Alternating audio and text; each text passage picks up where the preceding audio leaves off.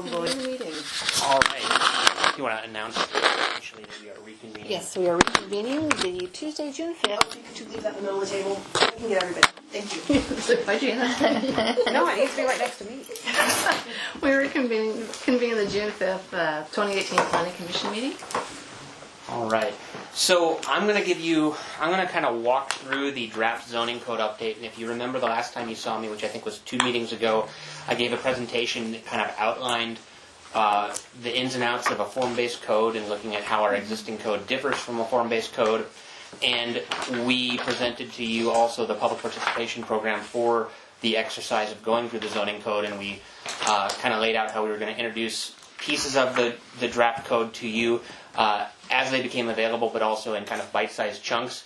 And over 3 meetings, you'll see 3 presentations of new materials, and then starting in July, so this item that we're presenting tonight we'll take testimony on in July. Then in July we'll present the next set of materials also, which will have a hearing in August, and then in August we'll present the final batch of items, which we'll have a hearing on in September, and then we'll have a hearing on the entire code once it's sort of been massaged and we've taken into consideration various public feedback and once we've done some outreach, and you'll be able to kind of take a holistic look at the code. But I think this is where we wanted to start tonight, which these are the items that were in your packet. So we're starting with Chapter 30, which is the introduction to zoning, land uses, and building types. And if you remember, the form-based code regulates all 3 of these. It establishes zones, it establishes building types, and certain building types and certain uses are allowed in certain zones. And so you may have a situation where residential multifamily is allowed in a zone, but fourplexes are okay, but apartment buildings are not okay. And so we're trying to distinguish between the scale and form of buildings related to a specific use. So the introduction to the zoning, land use, and building types chapter is very short. It sets out our purposes of this entire subtitle, what it's for, what we're trying to achieve by adopting this code. This is really kind of boilerplate type stuff. It talks about how text supersedes graphics. Graphics provide support to the text to help give it meaning, but where there's conflict, the text controls. It addresses conflicts in the zoning code. If there are 2 conflicting provisions, the more stringent or restrictive condition applies. So items like that. This one was only a page and a half, and I didn't expect to have a lot of comments, but if anybody has comments or questions, now's the time. The next section of the code relates to the zones and zoning. And so in this chapter we start out by listing all of the zones that will exist in the city under the new code. And we did pass out a couple of items explaining kind of what the existing zone is and what it's going to be called under the new code. And we've renamed our residential zones to be R1 through 5, and then R6 is a special zone that relates specifically to McCormick Woods because they have all sorts of agreements and master plans in the county that are a little bit different than our other standards. But generally R1 is the lowest intensity, R2 is the second lowest intensity, R3 is equivalent to what was our R12, and then once you get from 3 to 4 to 5, this is a 3-story multifamily building, a 4-story multifamily building, and this would be a 5-story multifamily building, which we do allow in certain areas of the city today. Then we get into the mixed-use zones, which I'll describe what each of these is, but there's a handful of them that correspond to our existing zones. Then there's commercial corridor, commercial heavy, which that should be a C, not a G, industrial flex, light industrial, civic and institutional, parks and recreation, and public facilities. In addition, we are going to keep some of our overlay districts, although they're not going to work quite the same as they used to. There's going to be the view protection overlay district, which we have now. We're greatly simplifying it, and we've done a little bit of a study of the topography in the area to try to look at which properties actually have views to be protected, because right now we were very broad in drawing the map, and there are properties that have 0 view that have a 15-foot height limit because they're in the view protection overlay, and they have to come ask for special permission to be out of that area. So I think we've gotten the map right on that one this time. and we've made it much more straightforward and easy to understand. Likewise, there's a downtown height overlay district, and this relates to our existing downtown overlay district, except that it doesn't get into any of the uses or design standards. It's purely where you are in downtown and how tall you can be on that particular property. And that was a big point of contention back in 2008 when we created the DOD. And the story that I've heard is that they drove the fire ladder truck down Bay Street with a flag so that people could look out their window at a certain time and figure out whether their view would be blocked at a certain height. So, very scientific. If it works. Then finally, coming out of this self-storage issue, we're toying with a self-storage overlay district. One thing that we would probably do is allow self-storage units in the industrial flex, in the light industrial, and in the commercial heavy. But we may create an overlay district which allows it more broadly, and we would want to identify places that aren't, like when we talk about the Crawford Road properties, if one of those properties developed with storage units, which are allowed right now, it would disrupt the ability to redevelop that entire area because the storage unit is very profitable and the cost of acquiring that property is going to go up. And so we wouldn't want to park a storage unit right in the middle of an area that's going to be either a major retail development or a mixed-use development or one of our local centers. So hopefully we can refine the map that we adopted in the interim regulations, expand it somewhat, and come up with a good final recommendation for where those ought to be located. So the next provisions are very similar to what's in our code now, basically talking about the official zoning map. It's on file with the clerk's office, and so the official zoning map is adopted by ordinance. Some of these maps will actually be embedded in the code, and telling people that they need to rely on the official map, not some GIS map, or making sure that they have the correct version. Also, where straightening out any boundary issues, sometimes the mapping there's little glitches in projecting things, and so it helps us understand how those discrepancies would be sorted out. It states that the right-of-way is not zoned, and so that's consistent with our existing code. We don't apply the zoning in the right-of-way. If you want to do something in the right-of-way, you need a street use permit, and that's regulated by a totally different set of statutes compared to zoning of fee simple property. Talking about how you go about changing the zoning map, and then also what happens when we annex land.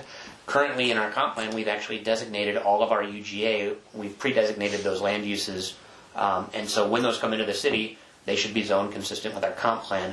Right now our code says something other than that, and it's just one of those things that we've been wanting to clean up for a long time.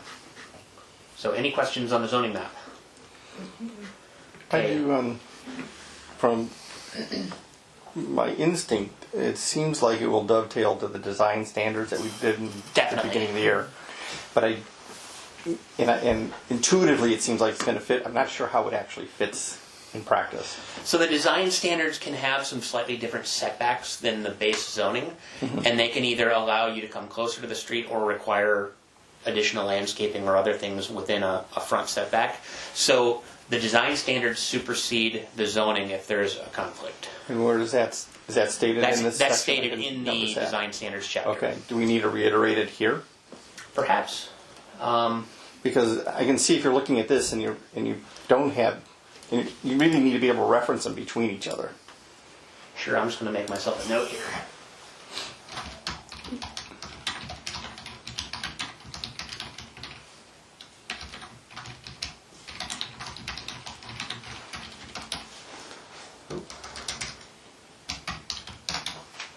All right. So when somebody's sitting down to start figuring out what to do with a piece of property, they're going to need to look at these chapters as well as the design standard chapters concurrently. Correct. And, realistically, I think that when people look at a piece of property, they're either coming to the city with something that they want to do and trying to figure out where they can do it, or they have a piece of property and they want to know what is allowed on that piece of property. And so I think there's two different ways you approach somebody who's coming into our office sort of exploring the possibility of development, and it's a little bit different path depending on their situation. But I would not necessarily direct them to this chapter first. I think this is more working out issues. If they're if they're trying to bend the rules or squeeze something in, that's when you have to go to this chapter. But really, you're going to go to the land use table, you're going to go to the zoning map, and you're going to go to the building types chapter, and you're going to say, what building type do I want, what land use do I want, and where is that allowed? And then once you find a site, you're going to say, okay, now in terms of designing the site, what am I required to do at this location? Okay. The next chapter is that was in your packet is the Greenbelt chapter. We're going to deal with building types at a subsequent meeting. Greenbelt is pretty much the exact zone that it is today. It's 1 unit per 2 acres, so a 2 acre minimum lot size. So the building types that are allowed without getting into the building types chapter, you can do a detached home, a backyard cottage, and a general building. And so one of the interesting things about the Greenbelt zone is that you can put a winery in there. And so there's some interesting agricultural uses that we're accommodating in general buildings, but that's not to say that you can go build a general building for any use. It has to be to one of these very narrow uses in the land use table. So what is the definition of general building? Well, you'll find that out next meeting, but I figured that would come up, so I've got that. Let's see here, 20.32. And this is still in draft form. So a general building is really any building that can be multi-story. It's a building that accommodates commercial, office, or industrial uses. So it's, I would say, and probably should say agricultural uses because, some of the things in the Greenbelt are ag. So if that's a green belt that's a residential, like an R1, there can be development in that green belt? Correct. That's how our zoning code is written now. So, but we may want to make recommendations. I mean, I look at the Greenbelt chapter and I think this should be single-family homes, and that's about it. And they should be on large lots, and that's probably it. But right now, we're starting from where we are now in our code. And if we think that this needs to be refined, we can, we'll talk about that when we get to the land use table. And we may end up removing general building from that list. So the one thing about the Greenbelt zone is you can only cover 15% of the site with a hard surface. So it's very high infiltration, aquifer recharge, protection of critical, this zone mostly applies in critical areas. So.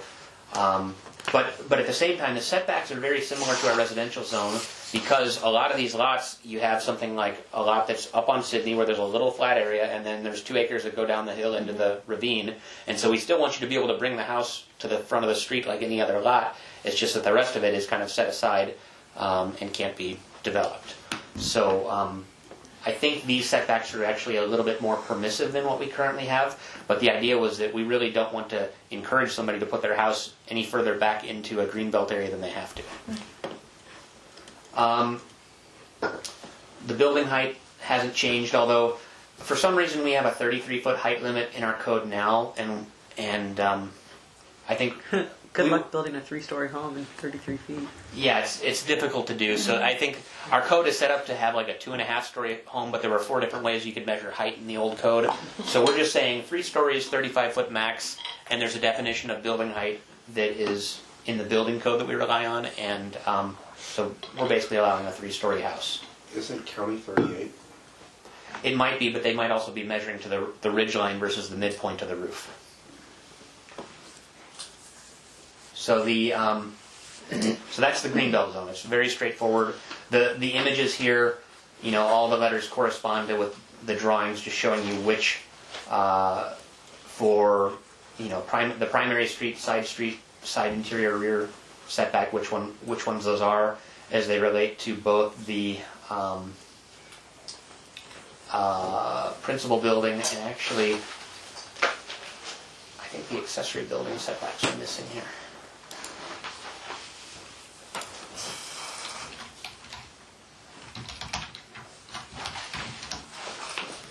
All right. The moving on to the residential districts. We're going to start with the R1.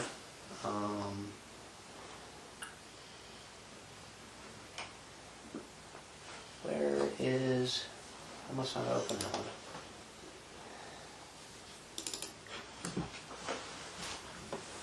Okay, the residential districts. So we start with R1, which is a residential low density.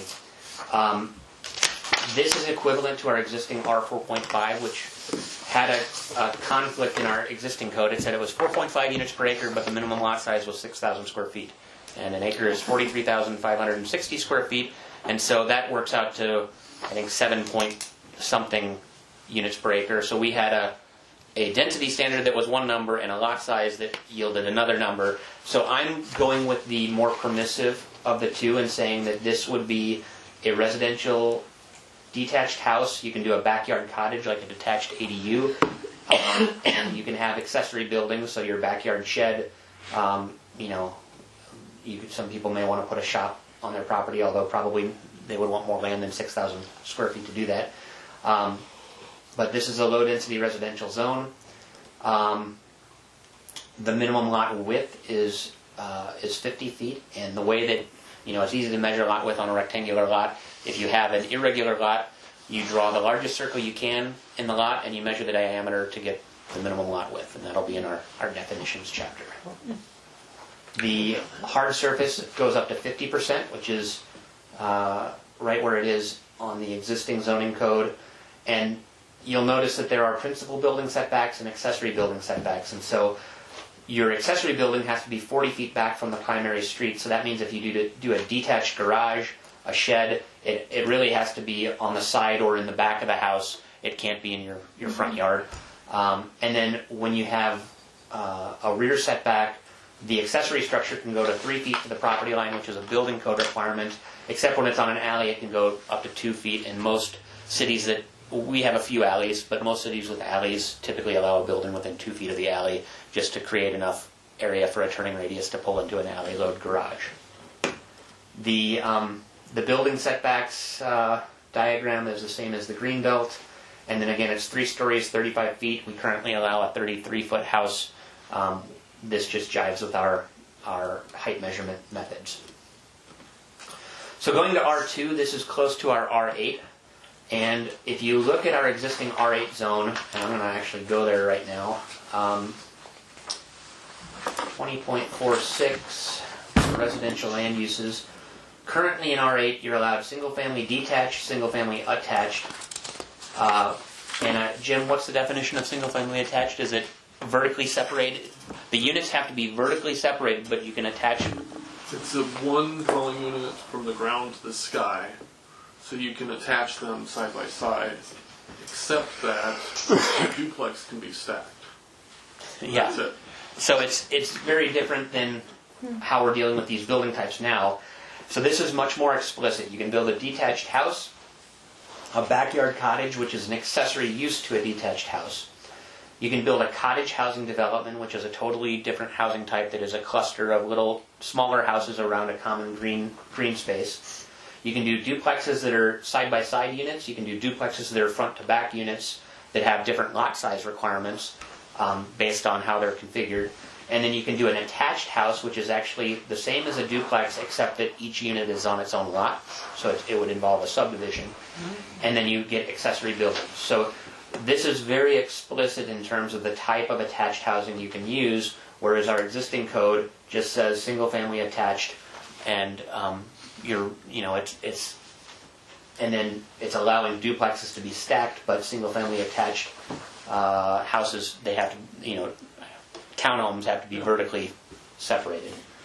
And it doesn't set a limit on how many you can have. And also the problem with the R8 zone is that you can do single-family attached, but you're still doing it at 8 units per acre, and so 8 townhomes, you need about 8,000 square feet,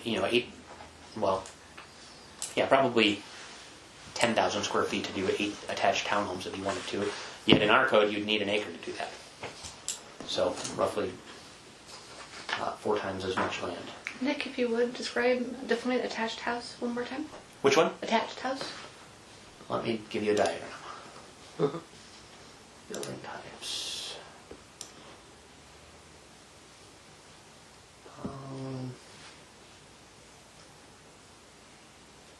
Duplex side by side, front to back. front to back. So an attached house is just 2 units side by side, and when you get to this front, you'll see a lot line here because each unit is, even though they're attached, it's like a 0 lot line house. So they're each on their own land, whereas a duplex may be 2 units on the same lot. So the standards are actually the exact same for a duplex and an attached house, except that the minimum lot size for an attached house is half of what it is for a duplex because you're splitting the land in half. So when that happens, does a developer buy both of those? Well, they would actually create both of those. Oh, create it. So they would, if somebody wanted to build a attached house, presumably they would have one 5,000 square foot lot, and they say, oh, hey, I can build one single family house here, or I can build an attached house here.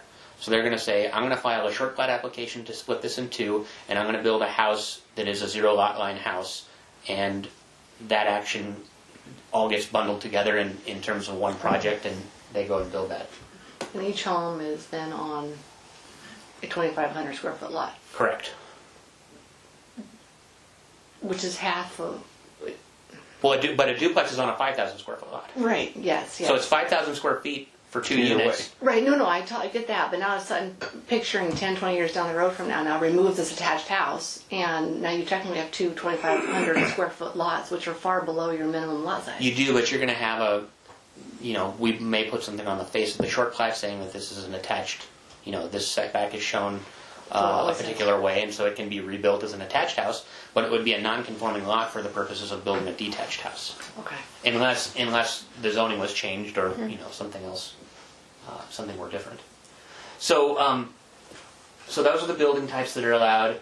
The setbacks, so this is one big difference here is that we're changing the minimum lot size for detached houses depending on whether the house is served by an alley. Because houses that are served by alleys don't have a front-loading garage door, and therefore, if you have a 3,000 square foot lot that's 100 feet deep, that's typically a 30-foot lot.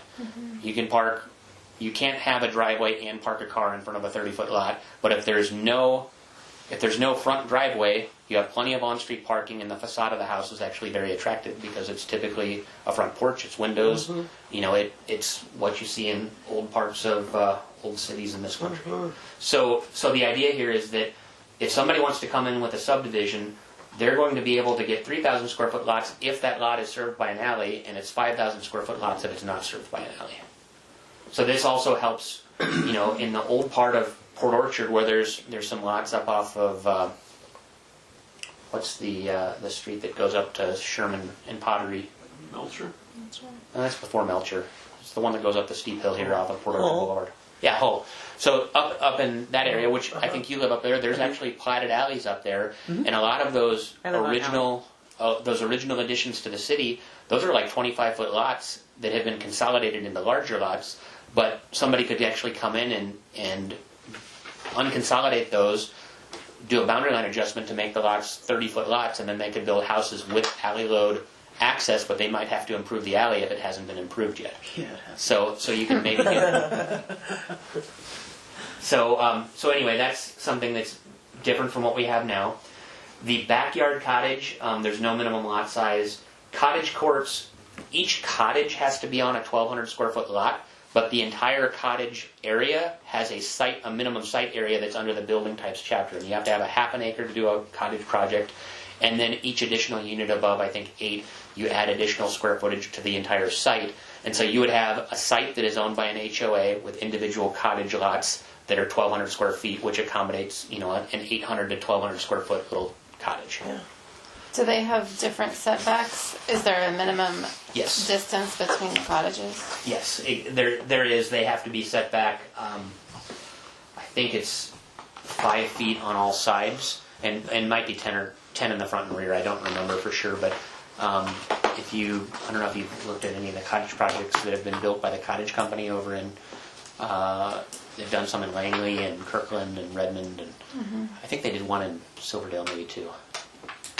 I think those are about 10 to 15 feet apart. So moving on, so again, we establish minimum lot widths that correspond to what is typically a 100-foot deep lot. We wanted to actually have fixed minimum lot widths here because of the parking and what is a typical house width. I mean, typically if you get to a 30-foot lot, houses start looking pretty, you're talking shotgun houses, New Orleans style. Yeah. Once you go much below 30 feet, because you have a mandatory building code setback on the side of 3 feet, but the zoning code setback on the side is 5 feet, so that leaves a 20-foot house on a 30-foot lot. So we didn't want to go narrower than 20 feet. Likewise, we have minimum lot widths for duplexes that are side by side and for the attached houses. And you'll notice that the attached house is half of the duplex because it's on its own lot versus 2 units on a single lot. The setbacks really haven't changed with the exception of accessory structures, which have to be on the side or the rear of the house. They have to be 40 feet back from the primary street. And then the building height is the same as R1. So R3, this is our R12 zone. Nick? Yeah. For the side interior Sure. setback, if you're going to have attached housing, it's going to create difficulty.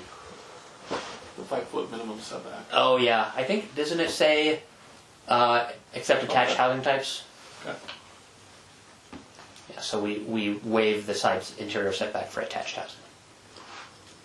That's another thing that's weird with our code now is we allow attached housing, but we still require a setback with no exception. So does this just apply to new development? Yes. Or okay. It would apply to existing lots. I mean, so development can be the creation of lots, or it can be the construction of buildings. So if you had a 6,000 square foot house in downtown and you wanted to turn it into 3 apartments. Wait, a 6,000 square foot house or a 6,000 square foot lot? House. It's a big house. Existing structure. And you wanted to convert it to 3 That's apartments. related to lot sizes, or that's related to land, the land use. So if it's zoned R1, you can't carve it into more units. If it's zoned R2, you can carve it into vertically separated units, but not stacked units. And if it's R3, then you can potentially do convert it to an apartment. Okay, so you'd have to be zoned R3. You'd have to be zoned R3 to convert a big old house into 4 units. Or to add a basement apartment onto a house. Well, it depends if it's an accessory unit.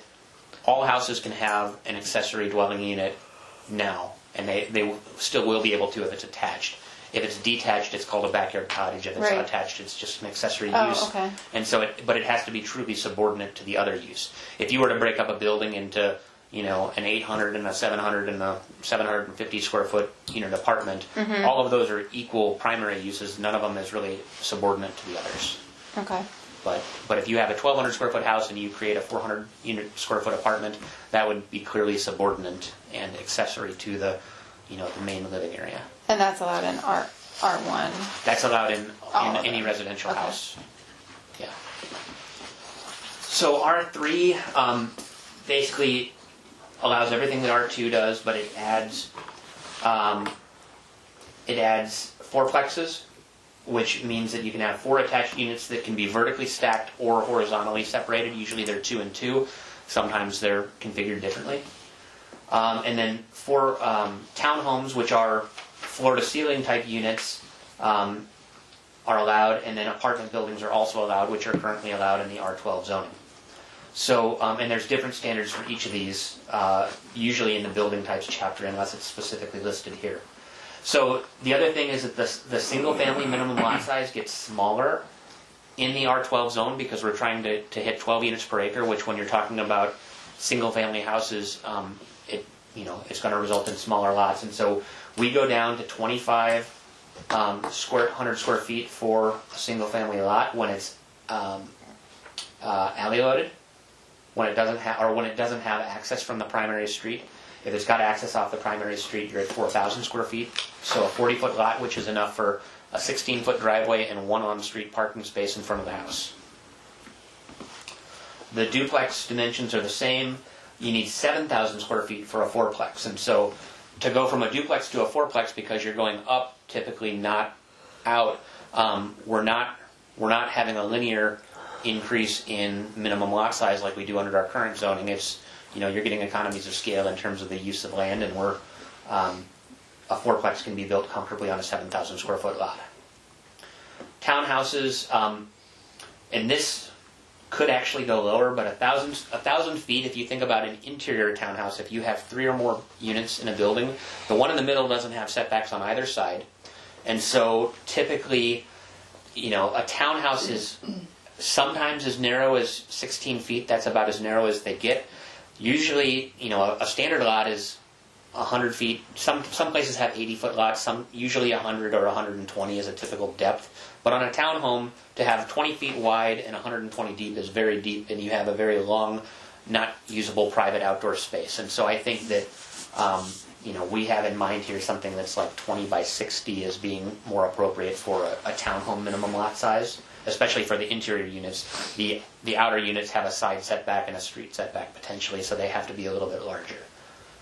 And then finally, an apartment building, we feel that you can build an apartment on a 10,000 square foot lot. It has setbacks for where the building has to be in relation to the street and adjacent properties. It has a height limit. We don't really care whether you do 1-bedroom units or 3-bedroom units. It's whatever there is a market for is going to get built, and by putting a density standard on things, you're discouraging the creation of that housing type. So this just says that you have to have a sufficient area for a large building footprint, and then you have a height and a setback, and squeeze some units in there. The minimum lot width, again, the detached house is narrower, so this allows down to a 16-foot house, so that would be like a shotgun house that's 16 feet wide and deep.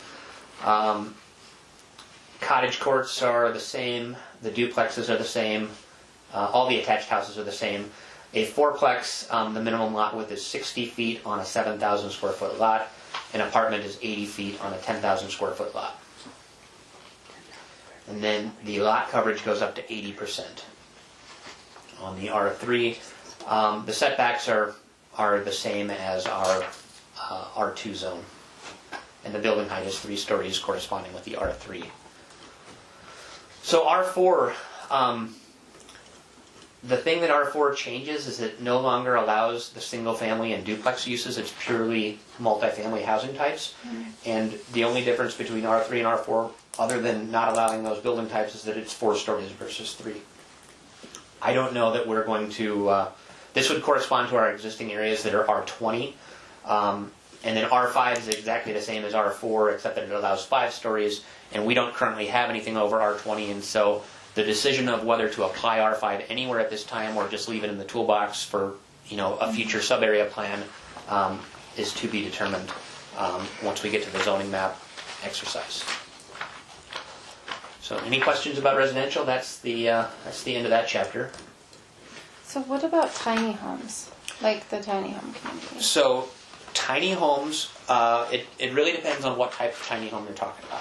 If it's on a chassis and can be towed, it's actually classified as a recreational vehicle. And so it's not regulated by the building code.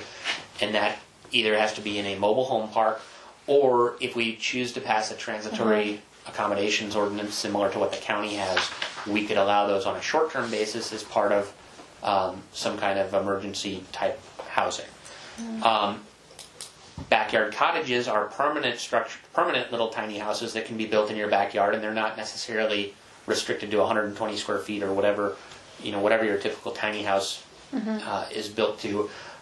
But everyone who has a single family house that is conforming in terms of its lot size can have a backyard cottage subject to very few, just a handful of restrictions. And we studied that recently. We're incorporating that ADU code into this for our backyard cottage standards. I was thinking more of like the communities that we're talking about, with the outbuilding or the permanent structure built in for like the showers and the kitchen. Sure. So it's if you're doing it on a permanent basis, I think the cottage housing type is actually the closest thing to that. Cottage housing doesn't necessarily have to have fee simple lots for each unit. You can do cottages you have a site area, and so if you have a half an acre site and you want to arrange cottages around a common area and provide enough green space and a common building, then you can do that. Fall under apartments? It's a specific housing type. It's called cottage housing. The But tiny they're- homes are movable. But they're 1,200 square feet. Well, those are the Lots. lots. Yeah. Those are the lots if you choose to have lots. You don't Okay. have to do the subdivision. Oh. You could just You could just build put- cottages, tiny house cottages, and have a Without wheels. Yeah. Right, and they don't have wheels on them, they're just not actually affixed to a permanent foundation. Like Yeah, even it's- the one that they had proposed recently, it was Yeah. only going to be there for a couple of years for sure. So the RCW grants exceptions to the building code when something is truly temporary. But if you're actually establishing a permanent tiny house settlement, it has to be affixed to a foundation. I mean, it has to meet building codes, which Right.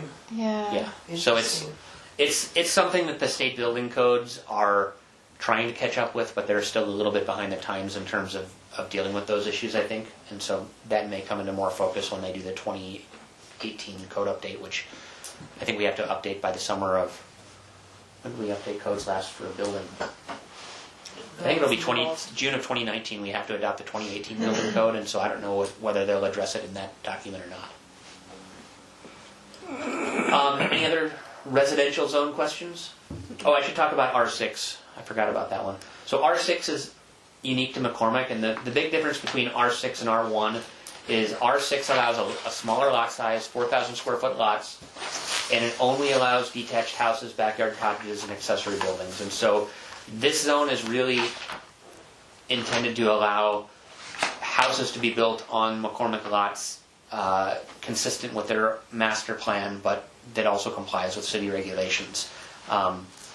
I think technically their development agreements allow them to use the county zoning, but I think it's a lot more straightforward when people who live there have the ability to look at a zoning code and say, oh, I'm zoned this, I understand what I'm allowed to do, rather than it being lost in a contract somewhere on a city computer.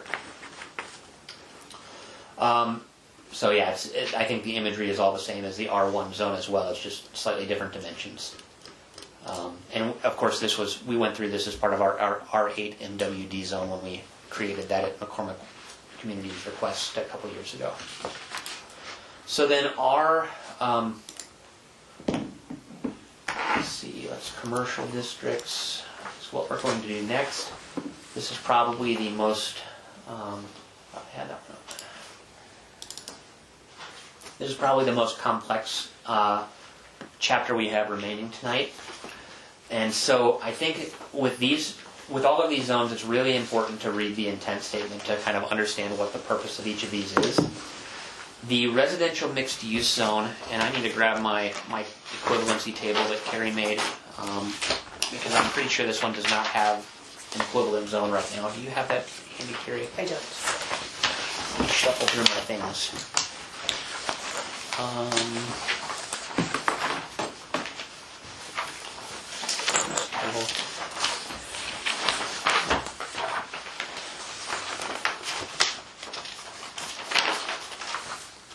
Yeah, so the residential mixed use zone does not have an equivalent existing zoning designation.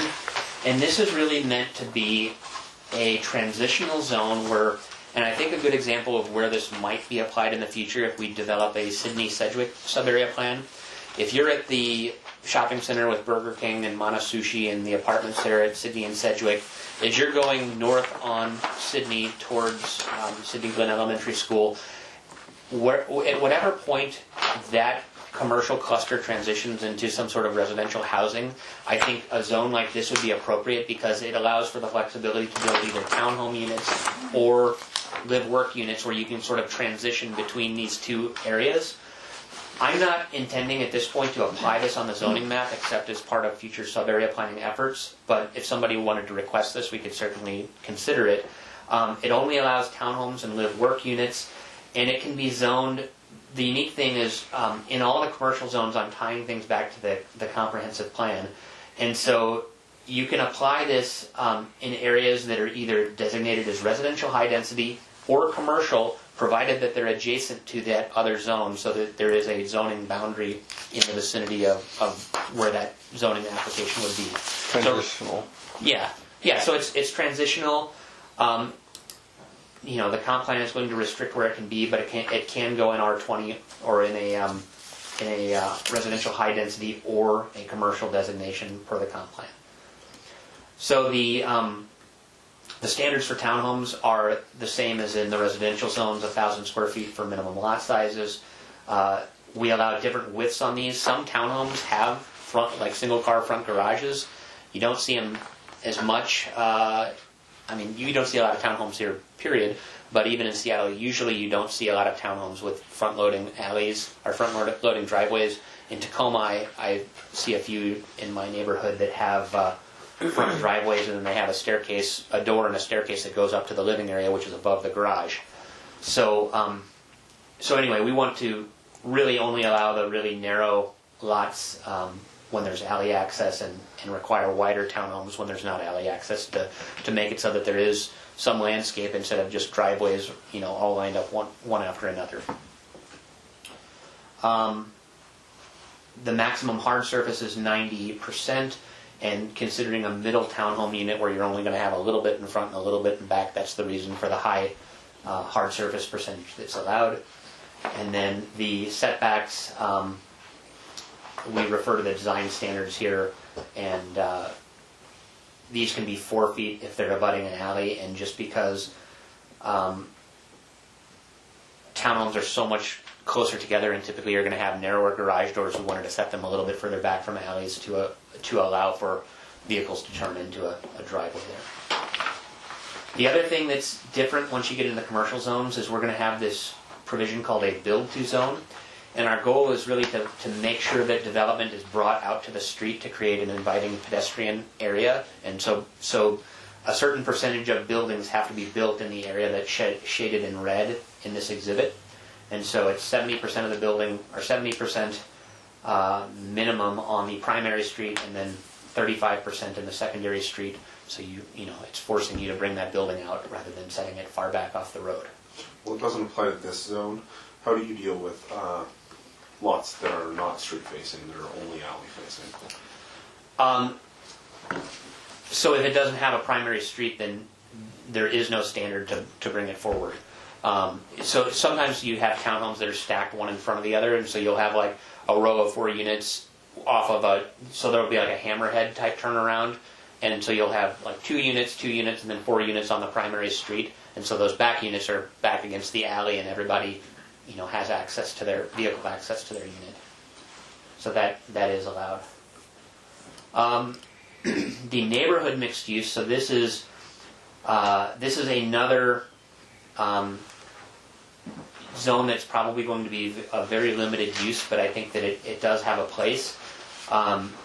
There's a grocery store in this, I think it's South Park Grocery, is that the name of it?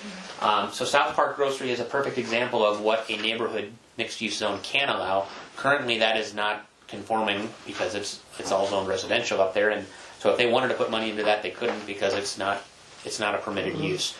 We want to allow neighborhood mixed use as just to provide some limited neighborhood services. So the number of uses and the types of uses are fairly restricted, but we do allow them to be located within residential neighborhoods.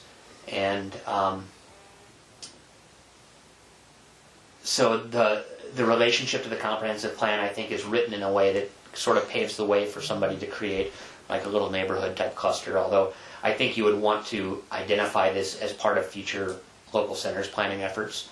The building types, it allows for some residential types, so you can still have a detached house or a duplex, backyard cottages, fourplexes, townhomes.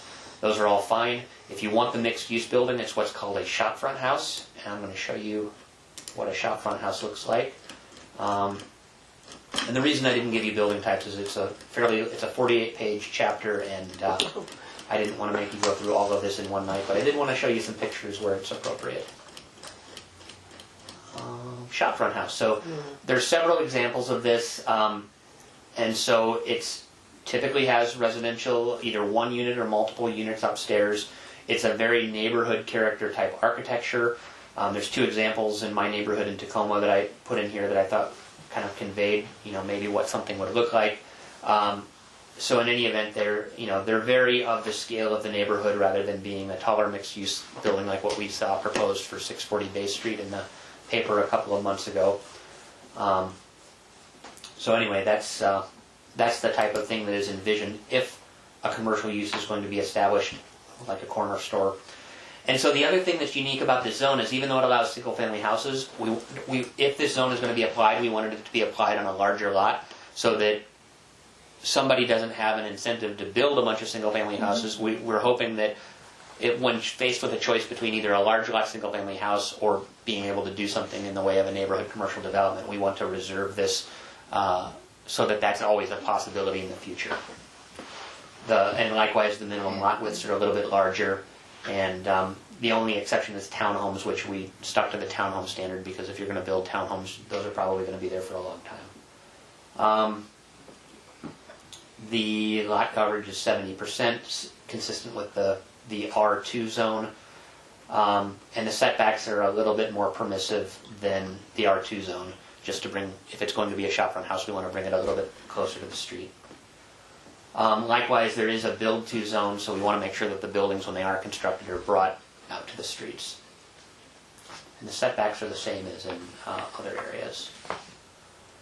And it's a 3-story building height. So the next zone is our business professional mixed-use zone, and initially we actually did not include a business professional zone in the zoning code update.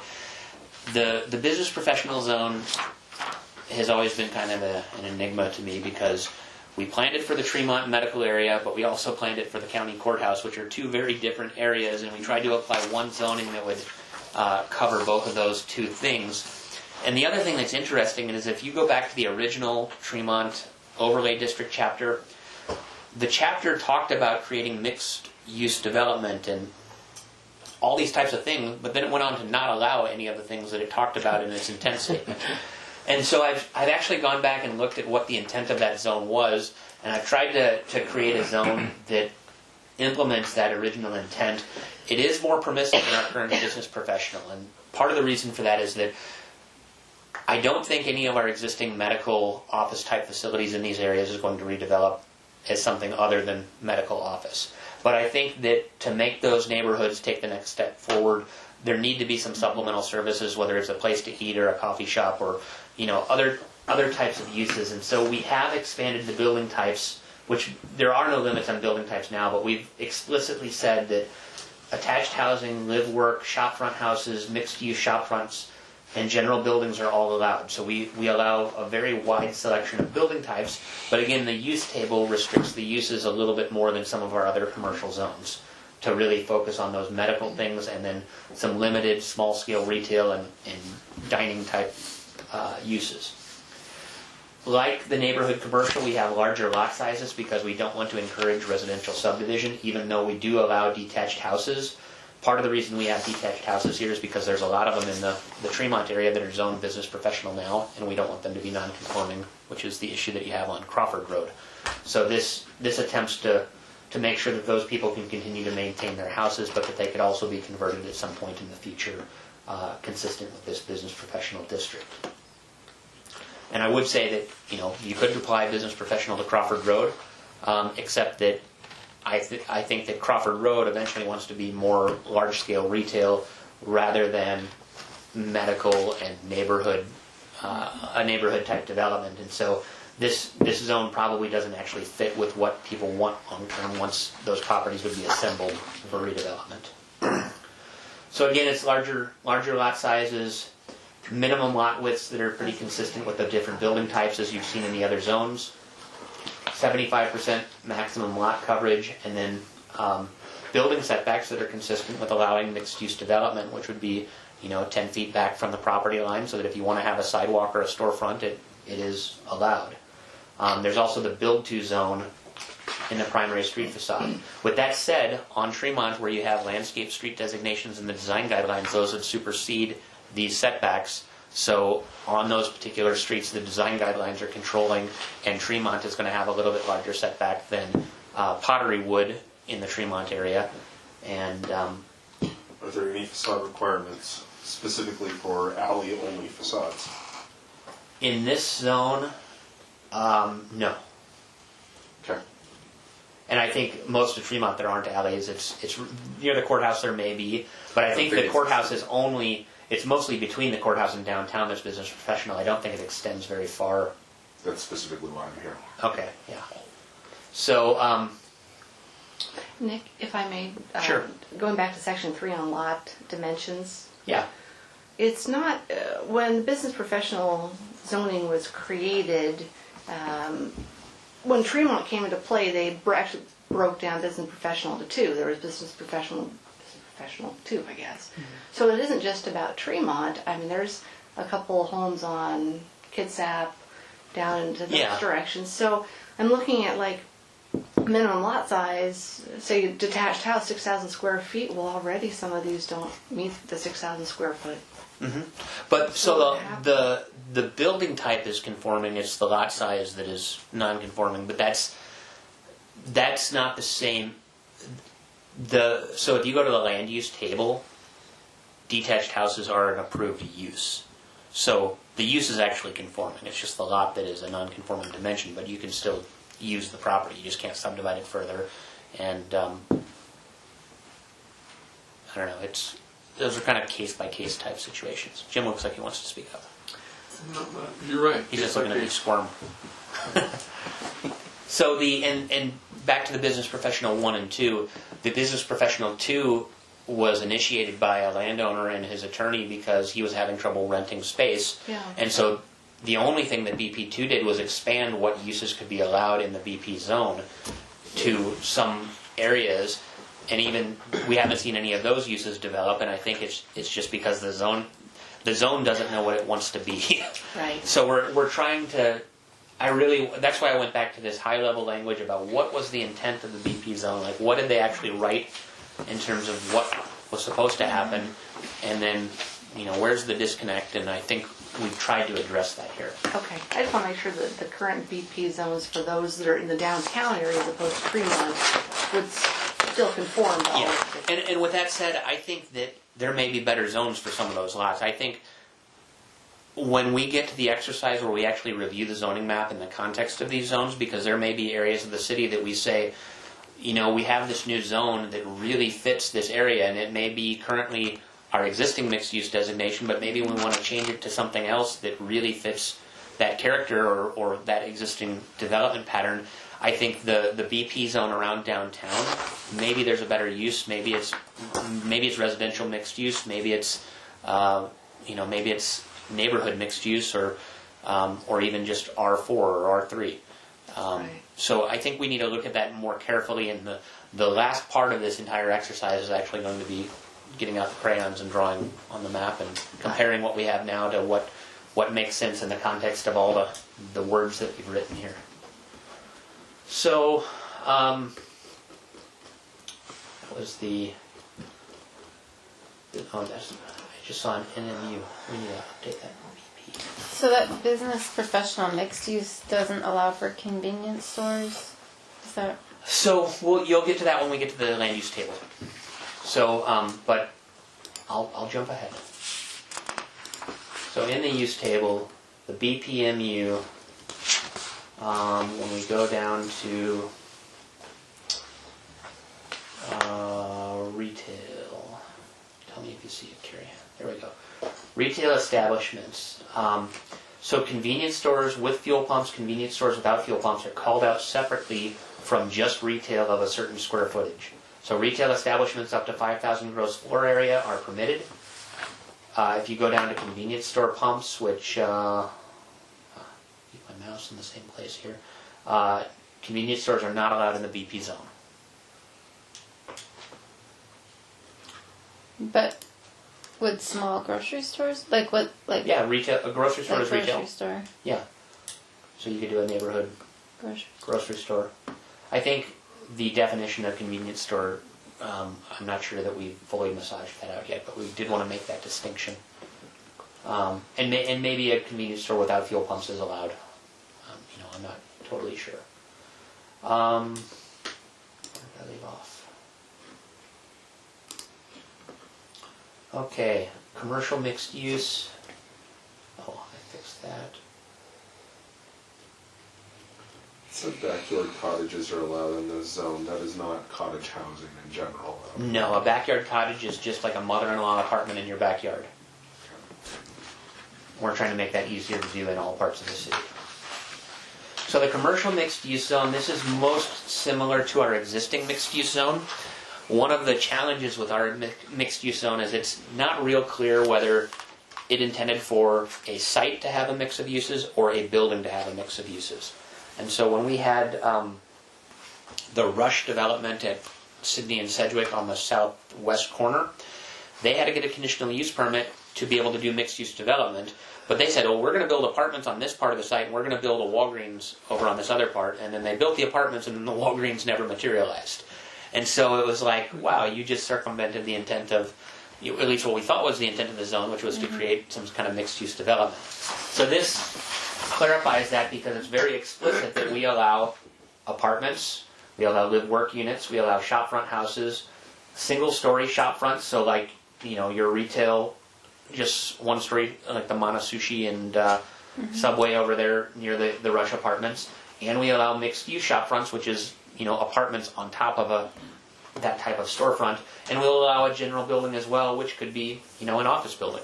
So the commercial mixed use is truly the sort of jack-of-all-trades zone, but it is not particularly automobile-oriented in terms of this is going to be like a highway strip mall type development. We want it to still feel like a neighborhood while allowing for a variety of things to happen. So the lot sizes are, consistent with what we've seen up to this point in terms of widths and dimensions. The hard surface can go up to 80% in this zone. We allow 0-foot setbacks to bring a storefront out to the street if somebody, chooses to build that way. And then we do have a requirement that a portion of a building be brought to the street. So the other thing that we do here is we don't. We only allow parking in the side or the rear, which is consistent with our design standards, but we're also making that a portion of the zoning code here. And in this case, we're going to 3.5 stories and 40 feet for a building height. Except this is going to be the room shaking right now. The county has approached the city because they've created a transfer of development right program to protect rural and resource lands in the county. And they created a program, but it's never worked because they don't have an effective mechanism of actually creating a marketplace for this sort of thing.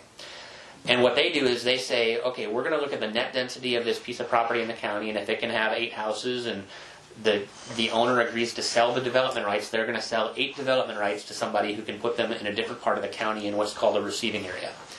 So we don't necessarily want a transfer of development rights program in the city in terms of taking development from one part of the city and putting it in another, but I think becoming a receiving area to help the county implement its goals and to further resource protection of county land surrounding the city, if we can give bonuses in the form of height and additional density by allowing those development rights to be converted into building height and square footage, we can hopefully create a market for the county so that somebody might buy those development rights and then move them into the city. However, I don't know what the right height limit is going to be, and so what we've created is all buildings and heights are 3.5 stories, 40 feet, except that a TDR program may be approved in accordance with 20.41, and I just threw out 8 stories and 88 feet. It's a pretty tall building. Yeah. But if it comes at, if it creates protection of, a sufficient amount of rural land, is it something that the city would be supportive of? And this is where I'm looking to planning commissioners as citizens and, community representatives to say, would the community accept a taller building in one of these zones if it came along with preservation of land? And if so, how much land would we want to protect in order to give this type of concession? And so the ratio that I've, at least in my draft that I've written and shared with the county, is that you would get 1 story and 5,000 square feet of building per development right. So every unit you take out of the county, you're going to be able to get 2 to 3 apartments probably in the city in a building. But we could take it to 1-to-1, which would be you get 1,000 square feet at 10 feet of height per development right purchased, and people can go out and purchase development rights and get additional building height.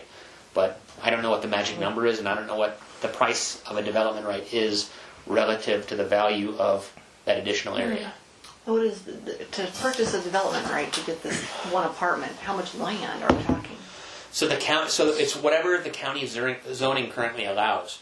If they have a bunch of legacy lots where they have subdivisions that were approved before they had a zoning code, so there's like 1 and 2 acre lots out in the county, they're allowed 1 house, but the zoning is R10. So if they were to sell 4 development rights and consolidate 4 parcels into 1 10-acre parcel, they could sell those 4 rights to somebody and whatever they're willing to pay. And so somebody may say, that's only worth $20,000 per right to me. The guy's probably not going to sell it. But if we give enough on the receiving end, we're creating an incentive for that transaction to take place. But at the same time, we don't want to make it too lucrative for a developer to where they're, making money by making a significant amount of money and not protecting that much land. Yeah. And So- so the land will go into become county open space? Well, it's not necessarily county open space. It just can't be developed in the way that it currently is allowed to be developed under the county zoning. So it's So- protecting land. So it could still have 1 home put on it? It would have an easement. So yeah, that 10-acre piece of land would become a farm rather than a bunch of, I think they call them warehouser ranches in Pierce County. But back when the logging company divided up all their timberland into little 2 and 3 acre tracts.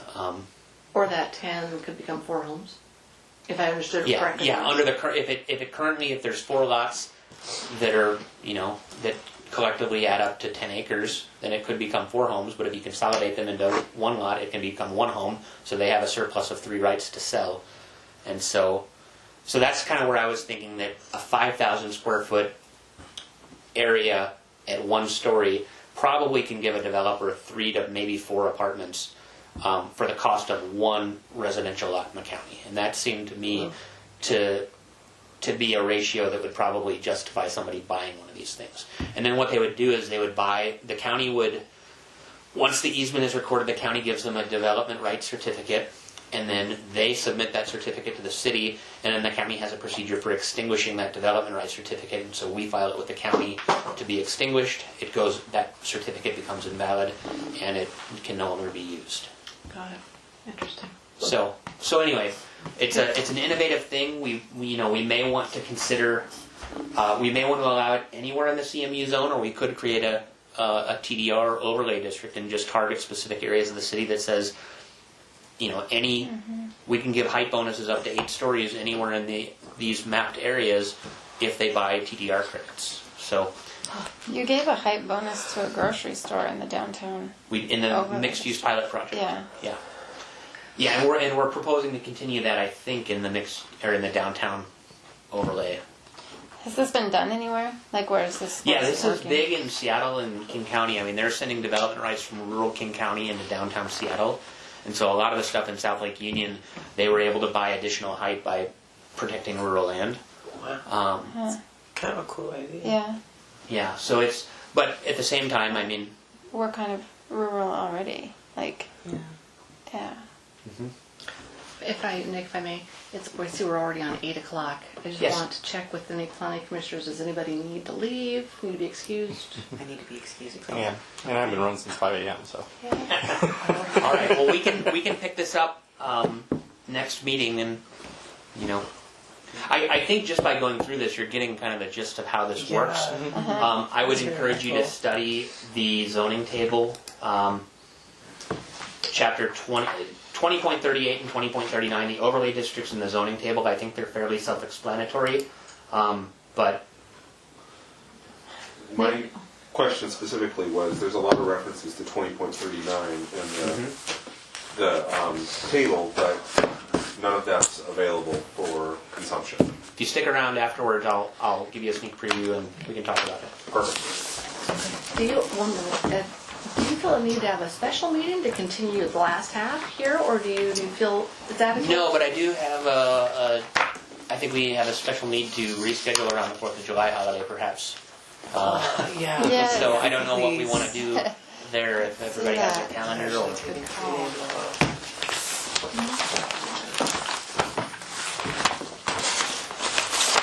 Oh yes. Carrie, did we have a plan for this? We didn't.